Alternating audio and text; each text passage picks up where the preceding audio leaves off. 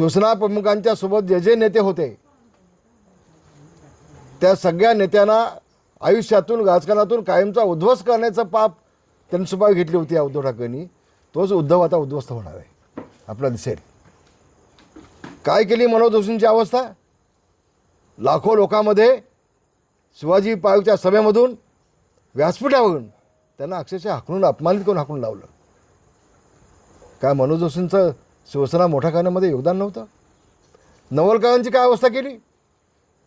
नवलकर मृत्यू पावल्यानंतर ज्यावेळेला हे उद्धव ठाकरे घरी गेले, मी सोबत होतो, त्यांची मुलगी त्यांना आत घेत नव्हती. आता कशाला आलो इथे. माझे वडील जिवंत असताना त्यांना त्रास दिलात तुम्ही, त्यांचे फोन घेतलेत नाही, त्यांना भेट दिलीत नाही, आता तुम्ही कशा आलात.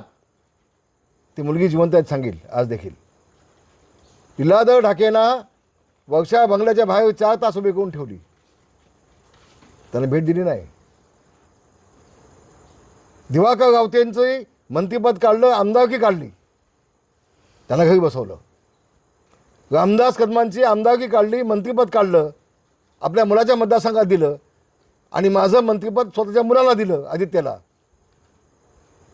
रामदास कदमांना घरी बसवली.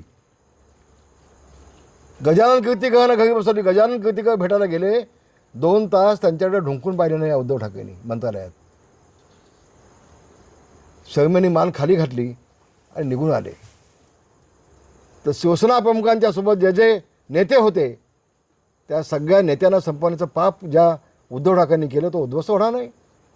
एकनाथ शिंदे बाजूला काय निघून गेले, त्याविषयी त्यांना अपमानित केलं. कॅबिनमध्ये त्यांचे हौसे गौसे नवसेच घेतले आणि ह्याला 3 तास बाहेर उभा करून ठेवलं एकनाथ शिंदेना. तेव्हा गागांतून निघून गेले ते.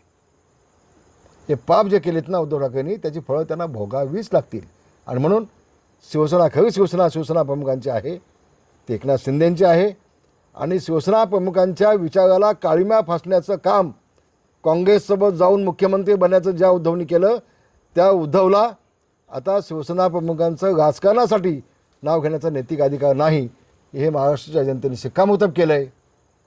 नवीन सांगायची आवश्यकता नाही. धन्यवाद. एबीपी माझा, उघडा डोळे बघा नीट.